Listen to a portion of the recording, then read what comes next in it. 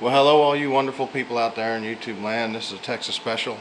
As you can see here, I've got a short boxcar train put together on the HO Railroad. Every car between the locomotive and the caboose is new to the collection, and we will be doing a deep dive here and getting some product reviews knocked out. Welcome to the March 2023 HO Scale product review. Alright, so first up we have this Bachmann 50-foot plug door boxcar. This is an older car. This is not a recent model. This is like an 80s or 90s variant. I got this from Jim, the gentleman that helped me build the tables, build the bench work for the railroads.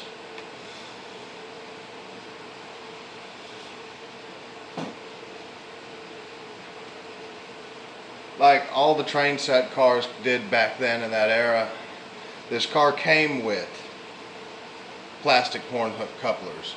Now I've since converted this car, as you can see,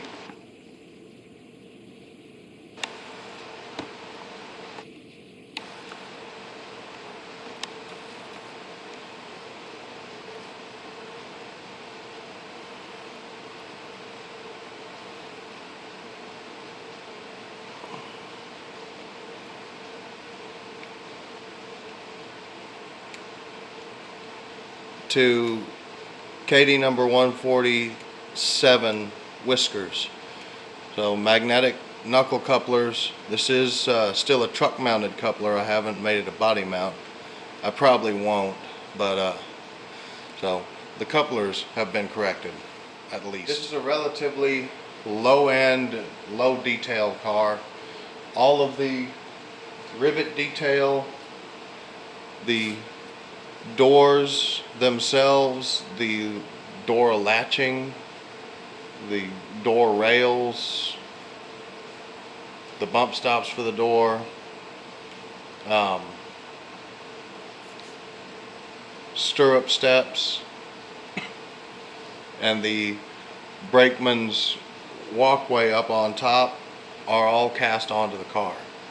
Now, again, 1980s, 1990s era, so you know, this isn't modern, scale trains rivet counter. The car's body is plastic construction. It's a plastic. This entire body is one piece. The frame is a separate piece, and true to expectation, very, very minimal brake detailing.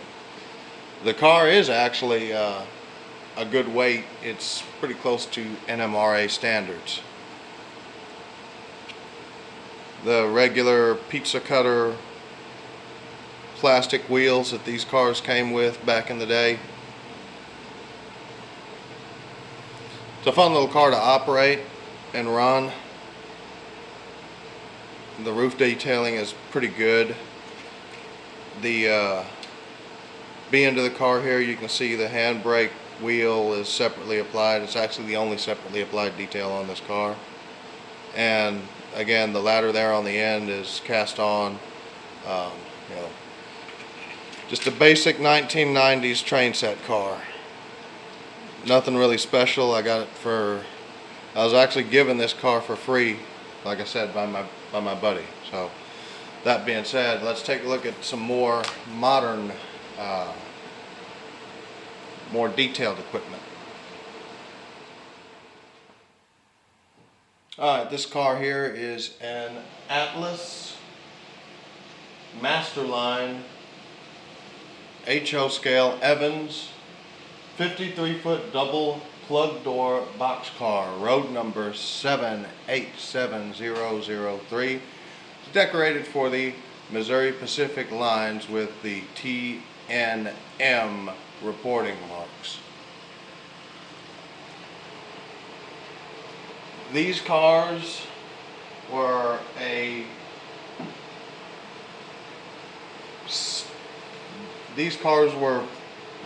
first introduced in the late 70s, early 80s, I want to say. the prototypes. They have cushion drawbars, which is imitated with the slightly oversized draft gear, the coupler box. And these cars can be used to haul anything from auto parts, frames, to beer, to pick your poison. Anything that'll ship in a boxcar, lumber. These cars are still in service today. Obviously they don't look anywhere near this good because they're older than dirt.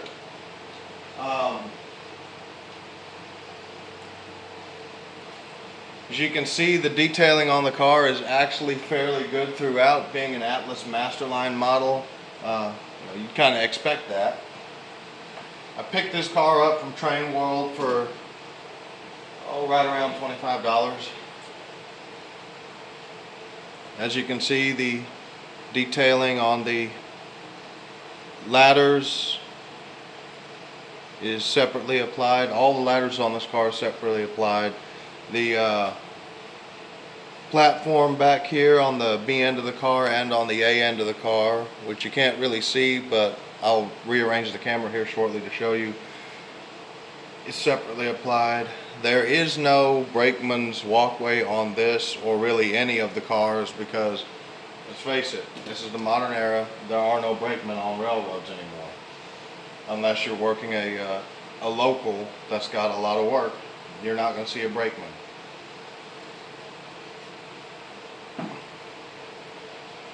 The paint and decaling is very nicely done on this car. I did not see any areas where it bled through over onto the roof or into the lettering or anything of that sort. All of the lettering on this car is 100% legible. If you're blind like me, you might need like 4,000 times magnification, but it is there, it's legible. I've verified it. All the numbers, road numbers and load information numbers are in the correct spot. The only thing this car is missing for a modern model railroad is a very heavy weathering job and some of the DOT mandated reflective stripping along the underframe of the car.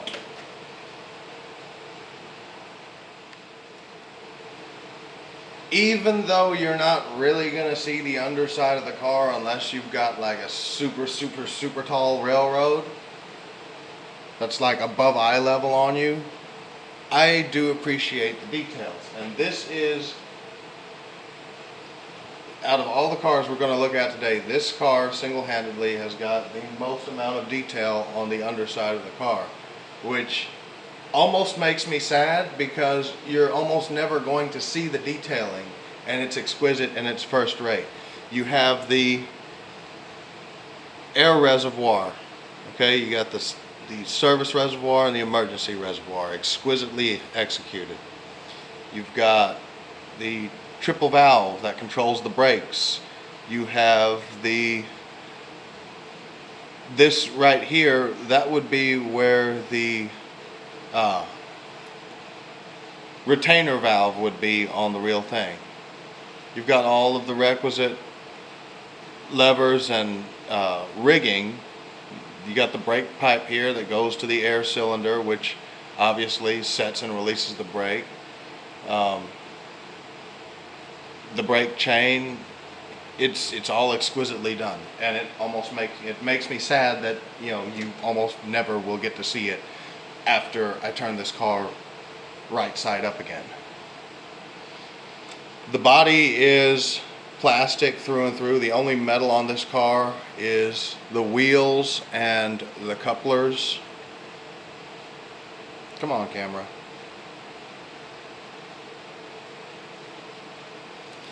If I rotate the car very carefully so as not to disturb the detailing, you'll see the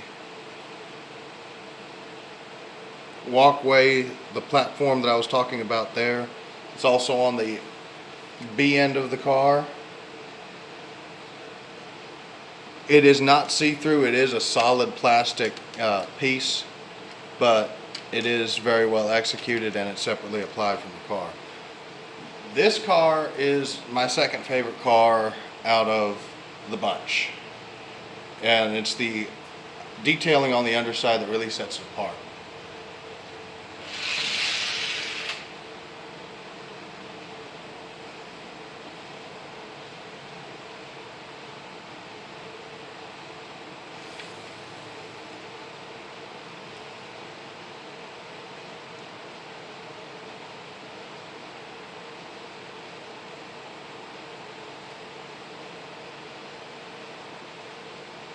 Alright, this is a Walthers train line CSX insulated box car. This is a generic 50-foot box car that is used to haul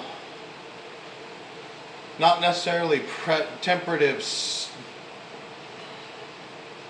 This is a 50-foot box car that's used to haul not necessarily temperature sensitive stuff in the real world, but items like beer, beverages, things and such of that nature that don't need to necessarily be refrigerated, but they don't need to be subjected to wild temperature swings hither and fro.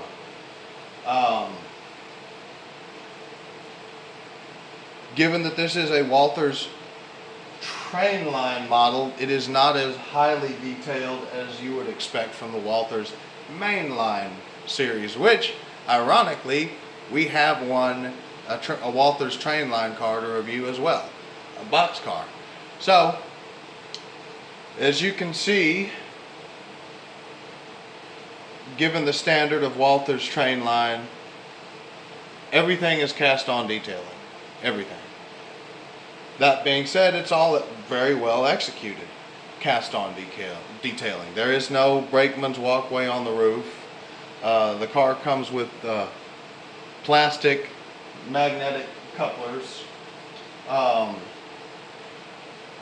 car body is all plastic 100% throughout. The only metal on this car is the coupler trip pins here and the wheels.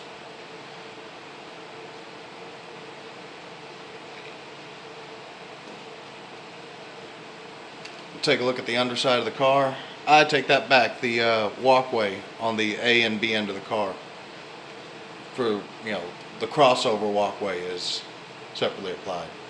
Very minimal detailing on the underside. You can see the etching there for the boards for the floor of the car. You have the air brake reservoir up top, close to my thumb there. And you have the air piston, brake piston. That's pretty much it. The trucks are pretty well executed.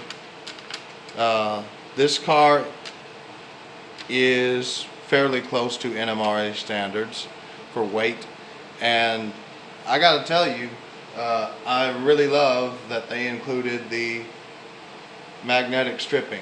Literally the only thing this car needs is maybe some upgraded couplers and a good weathering, and this car is 100% ready for service on a modern model railroad.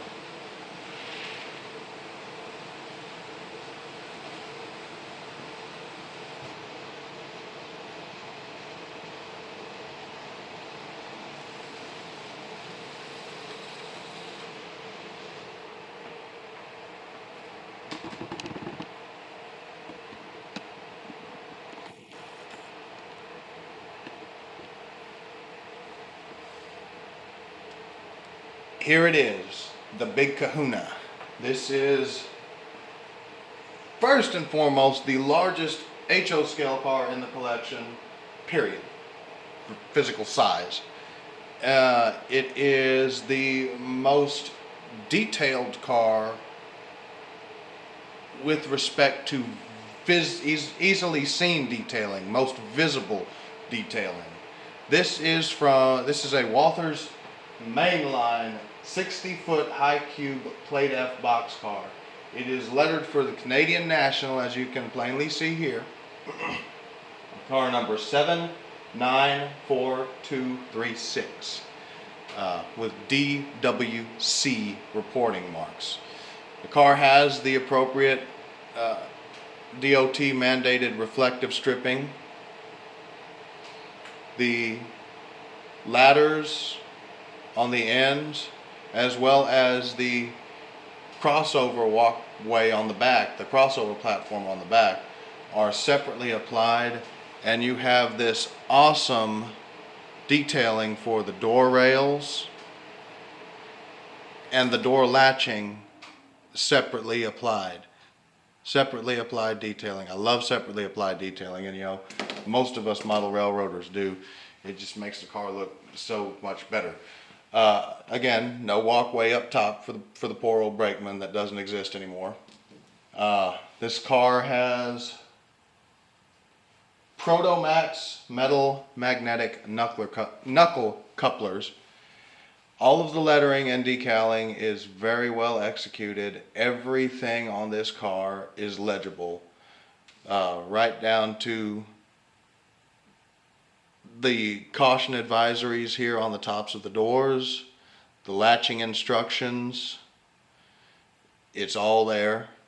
The load and capacity numbers and the build numbers and everything is there in the appropriate place. We'll flip this over, take a look at the underside. I was expecting more detail out of this car on the underside, given how awesome the side of the car looks.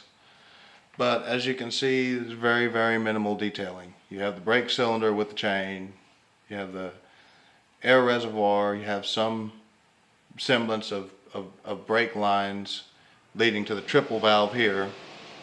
You've got the retainer valve, another little small valve here, but that's really it. I mean, you can't even see the etching for what would be the boards that make up the floor inside of the boxcar. So a little disappointed with the lack of under frame detailing, but overall a very well executed car. Let's come around here and take a look at the A end of the car.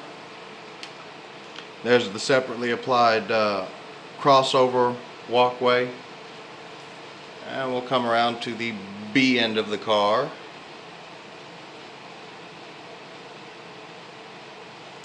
The separately applied handbrake wheel, the brake chain detailing there underneath the wheel is cast onto the car. Again, all in all, an awesome car. This one is actually my favorite overall out of all of these cars that we're taking a look at today for the HO scale stuff.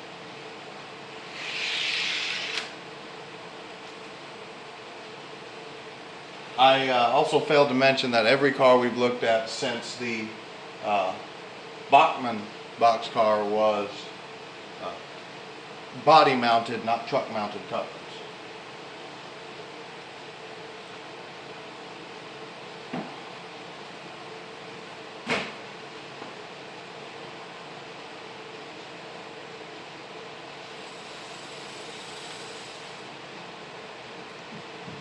And here we are, the last car we'll be taking a look at today.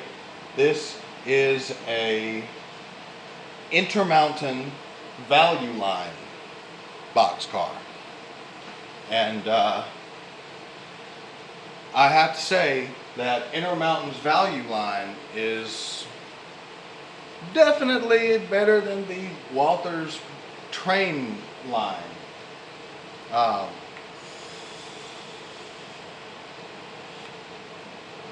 Now, that being said, I'm not saying the Walthers train line is necessarily a bad product. I just happen to like the way that Intermountain apparently does their cheapo car. This was $24.95 or $24.99, something like that. It was less than $25, barely. trainworld.com. Car is very well executed. However, all of the detailing on the side of the car, it's the key word there, on the side of the car, all of it is cast into the car body. The car body, of course, is plastic, as is the frame. Cars meets NMRA standards, at least this one does.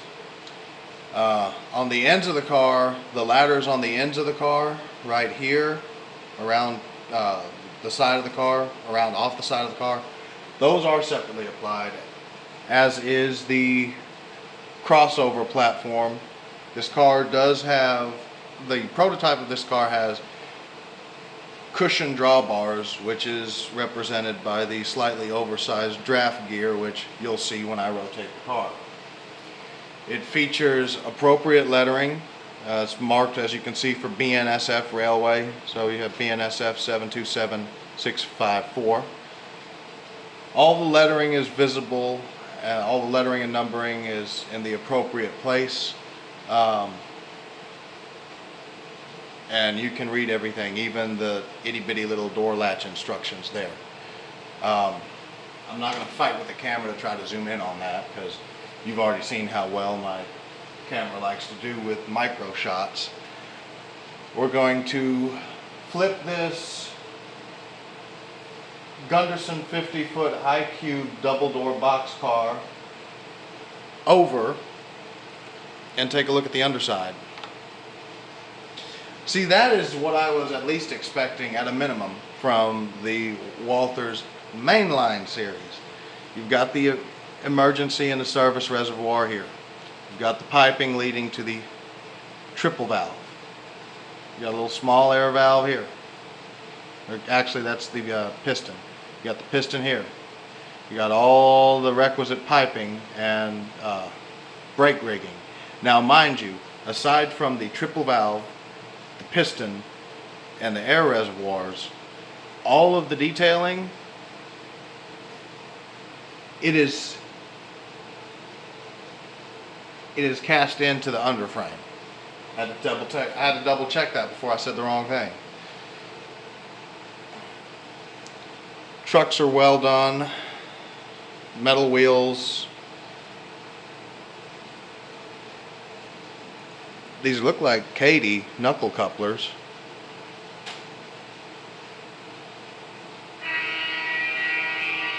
And there's the real railroad. This is the A end of the car. Or correction, this is the B end of the car. B end of the car. You can see the brake wheel is separately applied there. Even the little waybill board is separately applied.